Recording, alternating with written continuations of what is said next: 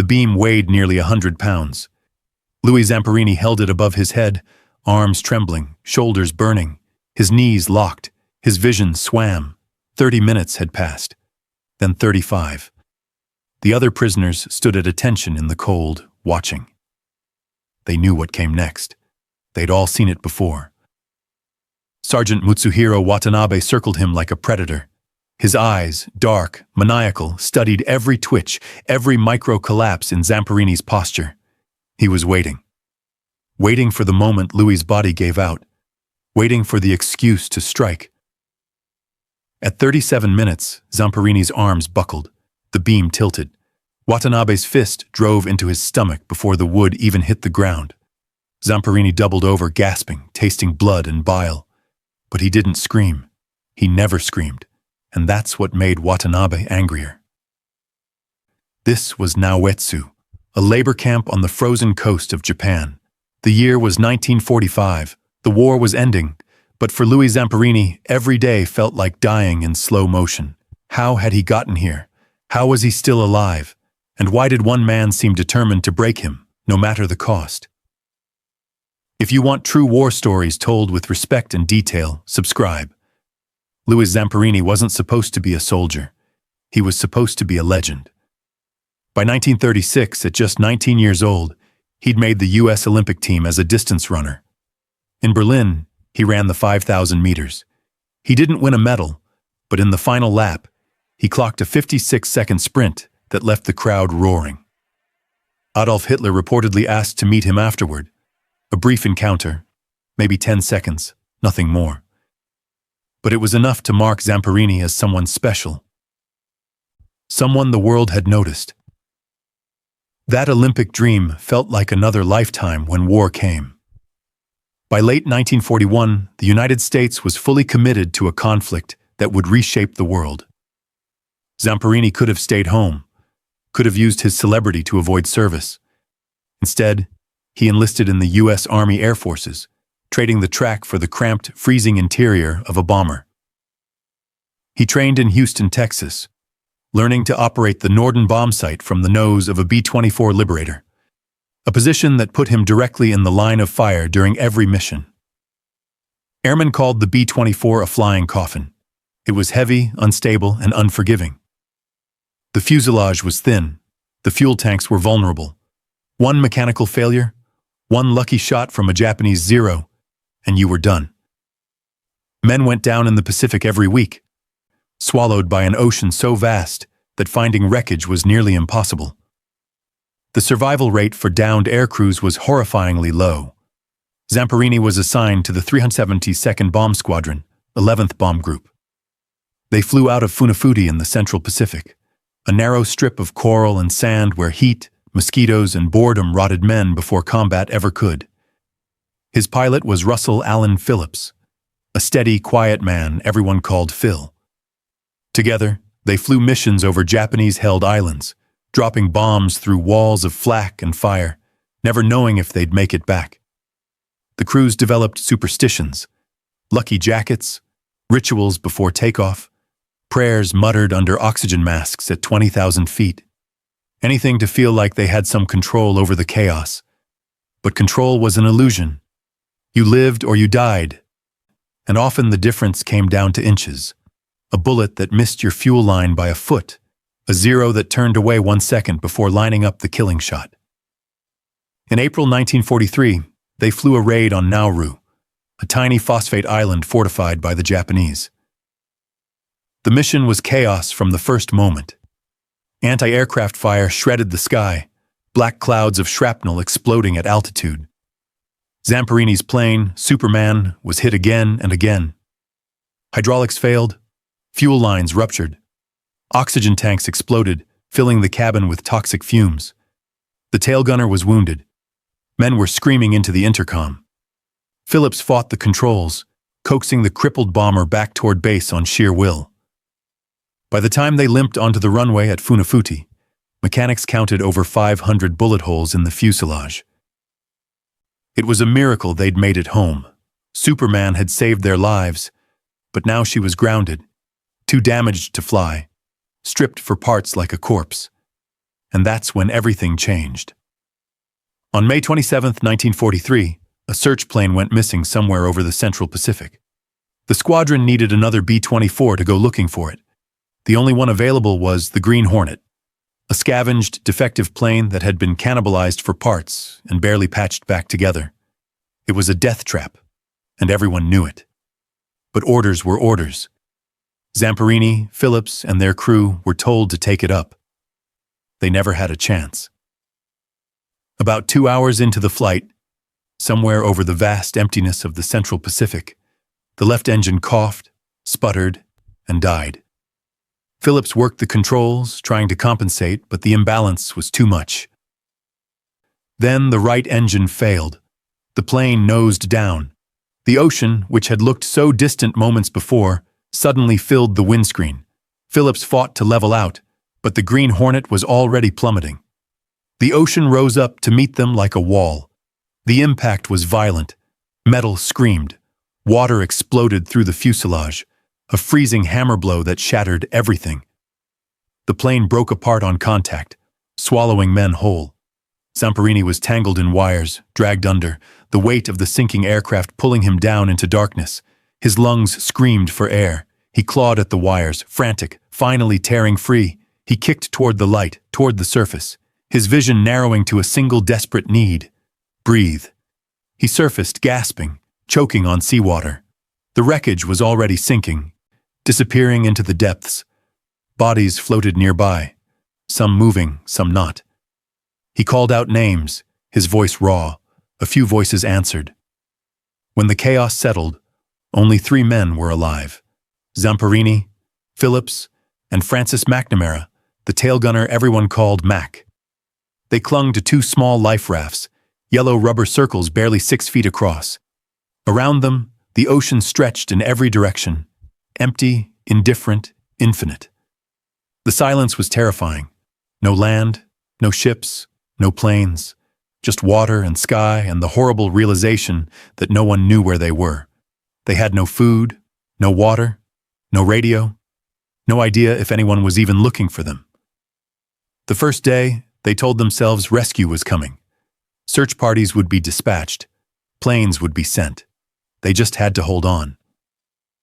The second day, they scanned the horizon until their eyes burned, desperate for any sign of civilization. By the third day, the silence became its own kind of torture. Hope started to feel like a lie they were telling themselves. The sun was merciless. It blistered their skin, cracked their lips, turned their tongues to leather.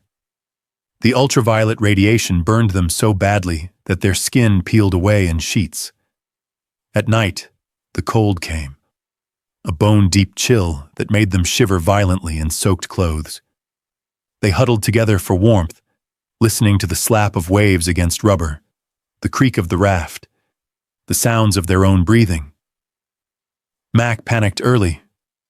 On the second night, overwhelmed by fear and hunger, he tore open the raft's emergency rations and ate all the chocolate. It was gone in minutes, the only food they had. Now they had nothing. Zamperini and Phillips were furious, but what could they do? The damage was done. They would have to survive on whatever they could catch. Hunger became everything. It gnawed at their stomachs, hollowed out their thoughts, invaded their dreams. They fantasized about meals they'd eaten, restaurants they'd visited, the taste of bread and butter. The mental torture of remembering food was almost worse than the physical pain of starving. They caught rainwater when storms came, cupping it desperately in their hands, licking it off the raft's surface, tilting their heads back to catch drops on their tongues.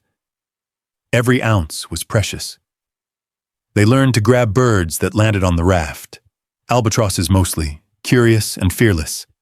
They'd snap their necks, drink the warm blood, choke down raw flesh that tasted like fish and salt. They caught small fish with their bare hands and used the guts as bait for sharks. It was desperate, primal, disgusting, but it kept them alive. The sharks circled constantly, huge gray shapes gliding just below the surface, patient and curious. At night, they bumped the rafts, testing the integrity, trying to understand what these strange yellow objects were. The sound of a shark's body hitting the underside of the raft was something they never got used to. A hollow thump that sent terror shooting through their exhausted bodies. Once, a shark lunged up and bit a chunk out of one of the rafts. Air hissed out. Zamperini and Phillips beat the shark away with their fists, punching its snout screaming, then spent the next frantic hour patching the hole with the emergency repair kit. Their hands shook. If the raft deflated completely, they were dead. Days blurred together. 10, 15, 20. Their bodies began to consume themselves. Muscles wasted, ribs became visible. Their minds started to slip. Hallucinations, conversations with people who weren't there, memories that felt more real than the ocean around them. On day 16, they heard the drone of an engine. A plane. The sound sent electricity through their bodies. They sat up, waving frantically, shouting even though their voices were barely whispers. A Japanese bomber appeared on the horizon. For a split second, they felt hope. Maybe the pilot would see them. Maybe he'd radio their position. Maybe rescue was finally coming. Then the plane banked toward them, and they saw the markings clearly. The nose gun swiveled in their direction. The hope died instantly, replaced by pure animal terror. The gun opened fire. Bullets tore through the water in neat lines, stitching toward them.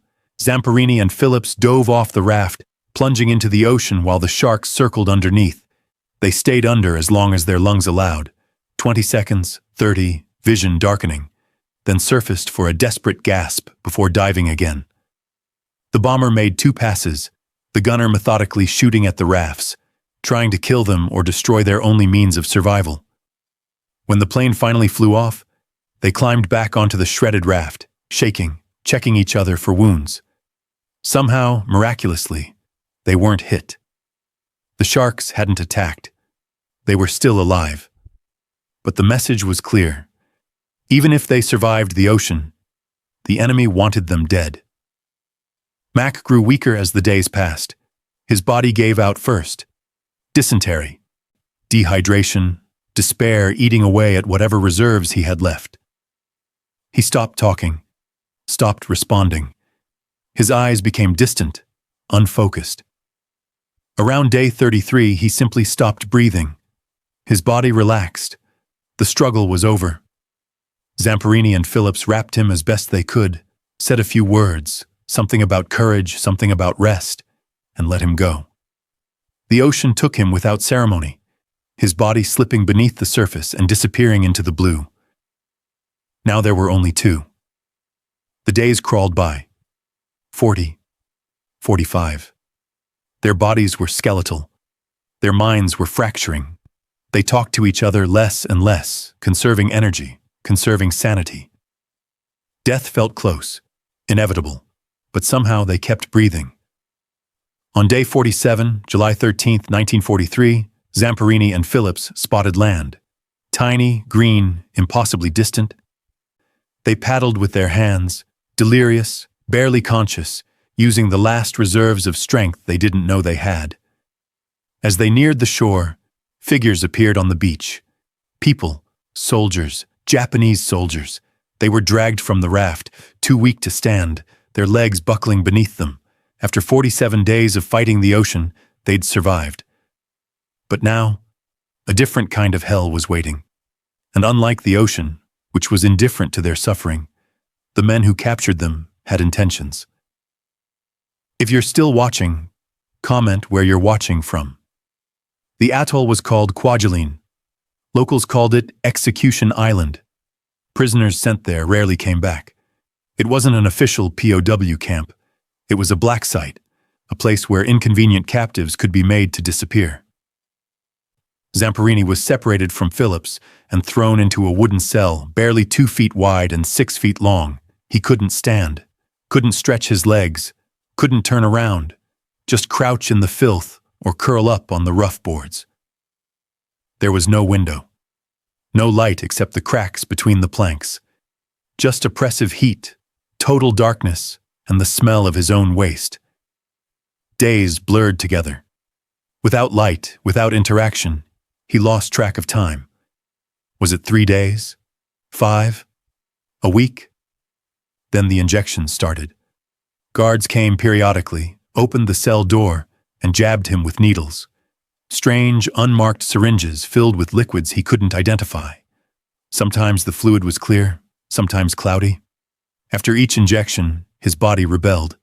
He felt dizzy, nauseous, feverish. His heart raced. He vomited until there was nothing left. Dry heaving in the darkness. His limbs trembled. Sometimes he passed out. Survivor testimony later suggested this was human experimentation, though records never confirmed what the substances were or what the Japanese military doctors were testing. The cruelty wasn't just physical. It was existential. He was unregistered. Officially, Louis Zamperini didn't exist. His name wasn't on any list. No Red Cross knew he was here. If he died in this cell, no telegram would be sent to his family. No grave would be marked. He would simply disappear, erased from history like thousands of others. But he didn't die. On August 26, 1943, the door opened. Guards pulled him out, blinking in the sudden daylight, and loaded him onto a transport. He was being moved. Where, he didn't know. But anywhere felt better than Execution Island. The new location was Ofuna, a secret interrogation camp near Yokohama, hidden in the hills where the Red Cross couldn't find it. Ofuna wasn't a POW camp, it was something worse, a psychological laboratory where the Japanese military broke high-value prisoners before deciding what to do with them. Zamperini's Olympic fame had marked him as valuable. His defiance had marked him as dangerous. Now, he would pay for both. The rules at Ofuna were designed to erase your humanity. Prisoners were forbidden to speak, forbidden to make eye contact with guards. They sat in silence for hours every day, backs straight, heads down, while guards paced behind them, watching for any infraction. Any mistake, a cough, a glance, a shifted foot, a scratch, earned an immediate beating. Fists crashed into faces, clubs struck ribs, boots stomped on hands. The violence was swift, random, and total. The camp commandant, Jitsuo Kaneko, ran Ofuna with cold, methodical precision. He didn't need to yell or rage. His cruelty was surgical, calculated. Prisoners were systematically denied Red Cross packages that arrived for them. Denied POW protections under the Geneva Convention. Denied the basic dignity of being recognized as soldiers. They were ghosts. Legally invisible, morally disposable. Zamperini developed severe dysentery. His body was failing in ways that terrified him. Weight dropped off him, muscles wasted, his skin stretched tight over bone, his face becoming gaunt and skeletal. But every morning, regardless of his condition, he was forced to do calisthenics in the prison yard. Squats, push-ups, running in place. Guards stood over him, counting, striking him with bamboo sticks if he slowed. His body screamed in protest, but stopping wasn't an option. The humiliation was the point. The pain was secondary. They wanted to strip away everything that made you human. Your dignity, your pride, your sense of self. Some men broke under it. They stopped looking guards in the eye not out of obedience, but because they'd genuinely forgotten they had the right to. They moved like automatons, obeying without thought, their personalities dissolving. Zamperini felt it happening to himself, felt the edges of his identity softening, dissolving like sugar in water. The man who'd run in the Olympics felt impossibly distant. That person, confident, strong, celebrated, seemed like a character from someone else's life. But something in him refused to let go completely. Some stubborn, irrational part of his mind that remembered who he'd been. It was small, fragile, but it was still there. Months passed in this limbo. Winter came. The cold bit through their thin clothes. Summer returned. The heat made the overcrowded cells unbearable. The war continued somewhere beyond the camp walls, but inside Ofuna, time moved differently, slower, heavier. In September 1944, Zamperini was transferred again. This time to Omori, a POW camp on an island in Tokyo Bay. It was an official camp, registered with the Red Cross, which meant it should have been better. Safer. But Omori held something Ofuna didn't, a monster named Mutsuhiro Watanabe. The prisoners called him the Bird. He was a sergeant in the Imperial Japanese Army, strikingly handsome with sharp, aristocratic features and a bearing that suggested refinement. But his eyes gave him away, dark, intense, capable of shifting from calm to maniacal in an instant. He carried himself with a strange, coiled energy, like a man who enjoyed his work too much, and his work was violence. Watanabe didn't beat prisoners at random. He was selective, methodical. He chose targets. Men he found interesting, men who resisted, men who reminded him of something he hated in himself. And when he saw Louis Zamperini, the former Olympian, the American with the defiant eyes who wouldn't break, he found his obsession. The beatings started on Zamperini's first day at Omori. Watanabe approached him during evening formation, studied him for a long moment, then struck him across the face with no warning, no explanation. It was a test.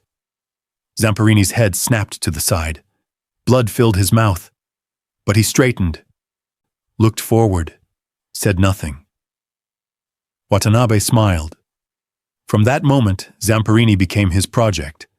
Watanabe used his fists, his boots, a heavy leather belt with a massive brass buckle that he swung like a medieval weapon, smashing it into Zamperini's face until his nose broke, then broke again, and again.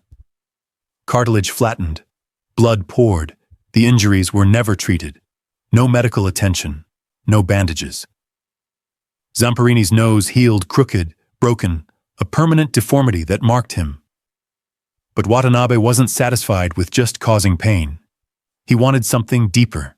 He wanted to humiliate, to strip away every last piece of dignity and self-worth. One day, Watanabe ordered Zamperini to race against Japanese runners, guards and officers who were fresh, well-fed, healthy. Zamperini was starving, his legs weak, his body barely functional. But he ran anyway, and somehow, out of spite, out of pride, out of some reckless refusal to quit, he won. He crossed the finish line first, gasping, nearly collapsing. Watanabe's face darkened. The smile vanished. He approached Zamperini slowly, deliberately, then beat him viciously, fists, boots, the belt buckle, furious that this broken prisoner had dared to win. To Watanabe, winning was an act of insubordination, a rejection of the natural order where Japanese superiority was absolute.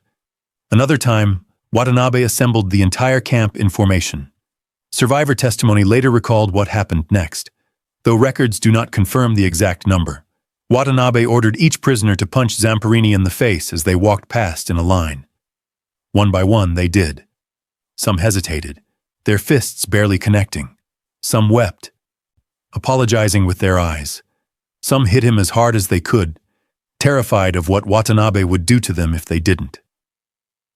Zamperini stood there, hands at his sides absorbing each blow. His face swelled, his vision darkened. Blood ran from his nose, his mouth. The lines seemed endless. Punch after punch, face after face. Men he knew, men he'd talked to. All of them forced to become instruments of Watanabe's cruelty. When the line finally ended, Zamperini was barely conscious. But he didn't fall. He wouldn't give Watanabe that satisfaction.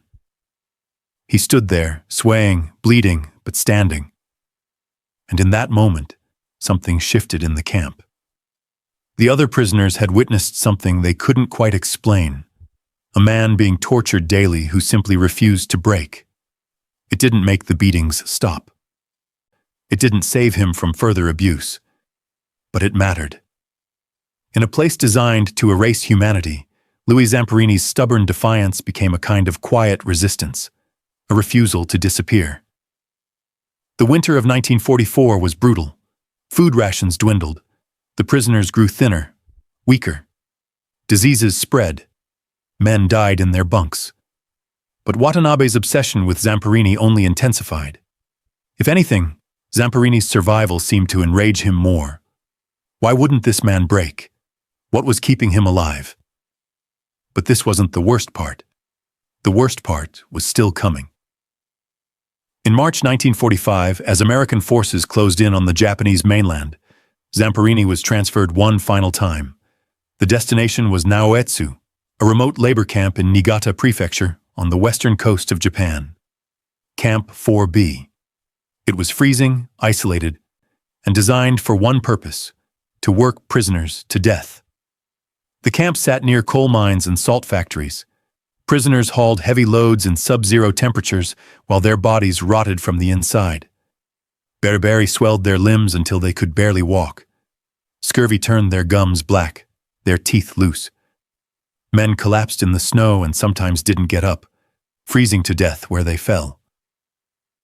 Zamperini arrived at Naoetsu exhausted, malnourished, barely able to stand. He was assigned to a work detail, and then, on his second day, he saw a familiar figure across the camp yard. Mutsuhiro Watanabe, transferred to the same camp. The recognition was mutual. Watanabe's eyes locked onto Zamperini, and a slow smile spread across his face. The obsession would continue. There would be no escape. If anything, the brutality intensified at Naoetsu. Watanabe seemed personally offended that Zamperini was still alive, still standing, still capable of looking at him with something other than total submission. The beatings became more frequent, more personal, more inventive. Watanabe would force Zamperini to hold impossibly heavy beams overhead for as long as humanly possible, timing him, circling him like a shark, waiting for the inevitable collapse. When Zamperini's arms finally buckled, 37 minutes was the longest he managed. Watanabe's fist or boot was already in motion, striking before the beam even hit the ground. He invented new punishments, new humiliations, new ways to test exactly how far a human being could bend before finally snapping. And Zamperini kept not snapping, kept enduring, kept surviving. And that seemed to drive Watanabe into darker, more violent places. By mid-1945, Japan itself was collapsing. American B-29s pounded cities into rubble, supply lines shattered. The civilian population was starving. And if civilians were starving, prisoners were dying. Food stopped coming to Naoetsu altogether. The prisoners were starving in a way that went beyond hunger, their bodies literally cannibalizing muscle tissue, organs beginning to fail, minds slipping into delirium. They worked anyway, carried coal in heavy baskets up steep paths, hauled salt, performed backbreaking labor on perhaps 300 calories a day. Men collapsed, were beaten, got up, collapsed again. Some didn't get up. Zamperini's body was failing catastrophically. His weight had dropped to less than 80 pounds. His ribs were starkly visible through paper-thin skin. His legs looked like sticks attached to swollen joints.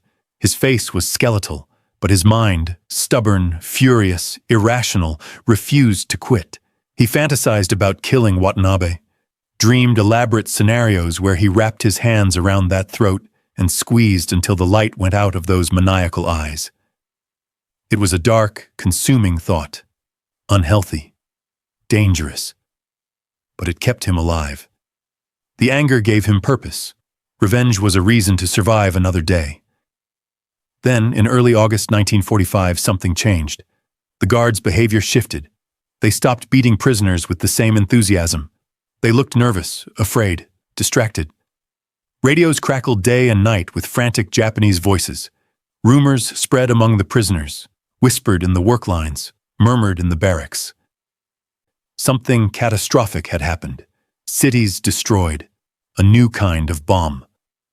On August 15th, the guards assembled the prisoners and made an announcement in broken English. The war was over. Japan had surrendered. The prisoners stood in stunned silence, unable to process the words. After years of captivity, after countless beatings, after watching men die, it was simply over. The guards withdrew. No more roll calls, no more beatings. They just disappeared into the camp buildings, uncertain of their own fate now that the power structure had collapsed. On September 5, 1945, American planes finally appeared over Naoetsu. Not bombers this time. B-29s, flying low and slow, cargo doors open, and then, impossibly, beautifully, the sky started raining supplies. Barrels tumbled out, spinning through the air, smashing into the ground with thunderous impacts. The prisoners ran toward them on stick-thin legs, stumbling, falling, getting up, disbelief transforming into wild joy. Inside the barrels were supplies: chocolate bars, cigarettes, canned peaches, condensed milk, medical supplies, clean clothes, everything they'd been denied for years. The smell of real food hit them like a physical force. Some men wept. Some laughed hysterically. Some just stood there, holding a can of peaches like it was the most sacred object in the world, turning it over in their hands, unable to believe it was real. Zamperini grabbed a cigarette even though he didn't smoke, just to prove he could. He lit it, inhaled, coughed. It tasted like freedom. He opened a can of peaches with shaking hands and ate slowly, savoring every bite, tasting sweetness for the first time in years. The syrup ran down his chin. He didn't care. Around him, prisoners embraced each other, crying, shouting, dancing despite their broken bodies. The war was over. They had survived. Against impossible odds, against systematic brutality designed to kill them, they were still alive. But survival, they would learn, came with a cost that didn't end when the war did. Louis Zamperini returned to the United States in the fall of 1945. He was flown home, processed through military hospitals, given medical clearance. He was hailed as a hero. Newspapers ran his story. Crowds cheered at parades. Strangers shook his hand, thanked him for his service, called him brave. But inside, he was drowning. The nightmares came every night, Watanabe's face looming over him. The beam crushing down on his shoulders, the beatings, the raft, the sharks, the feeling of his body breaking over and over.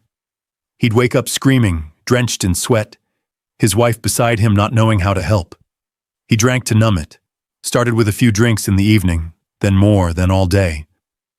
The alcohol quieted the memories temporarily, but they always came back stronger. He raged at small things, couldn't hold down jobs, couldn't connect with the people who loved him. His marriage suffered, his family worried. The war had ended, but the war inside him was still raging. For years, he struggled with what we now recognize as PTSD, though in 1945 they just called it being unable to adjust. He fantasized constantly about returning to Japan and finding Watanabe. The thought consumed him, poisoned every moment of peace, kept him locked in the past. He planned it in detail, what he'd say, what he'd do, how it would feel to finally get revenge. He was a prisoner again. But this time the camp was in his mind, and there were no liberators coming. Then, in 1949, his wife convinced him to attend a Christian revival meeting led by a young preacher named Billy Graham. Zamperini went reluctantly, skeptically. But something in the message broke through. He experienced a profound religious conversion that night, a moment of clarity where he decided to let go of the hatred that was destroying him. He stopped drinking that night, completely. He let go of the revenge fantasies. And in 1950, he did something remarkable. He returned to Japan. Not for revenge, but for reconciliation. He visited Sugamo prison, where many war criminals were being held, and met with former guards from the camps. He looked them in the eye and forgave them, not because they deserved it, not because what they'd done was acceptable, but because he needed to be free. Mutsuhiro Watanabe was never tried for his crimes. He went into hiding after the war, evading Allied investigators for years. In 1952, when the Allied occupation ended, all remaining war crimes charges were dropped. Watanabe emerged from hiding and lived quietly in Japan for the rest of his life. He died in 2003 at the age of 97, never publicly apologizing for what he'd done, never expressing remorse. Zamperini didn't let that stop him from moving forward. He became a motivational speaker, traveling to schools, churches, and military bases across America. He shared his story thousands of times, talking about resilience, about the power of forgiveness, about the stubborn, irrational choice to keep going when everything says you should quit. He never softened the horror of what he'd endured, but he also never let it define him. In 1998, he returned to Japan once more, this time to carry the Olympic torch before the Nagano Winter Games. He ran through the same country that had tried to break him, now as a symbol of endurance, forgiveness, and hope. The crowd cheered, cameras flashed, and somewhere in that moment, the circle closed. He died on July 2, 2014, at the age of 97. By then, his story had been told in books, documentaries, and a major Hollywood film. But the numbers don't capture what he truly endured. 47 days on a raft in the open Pacific. Over 2 years in captivity across 4 different camps. Countless beatings from a man who wanted to destroy him, and through it all, a refusal, quiet, stubborn, relentless, to let them win. Do you think you would have survived what he endured? Let me know in the comments.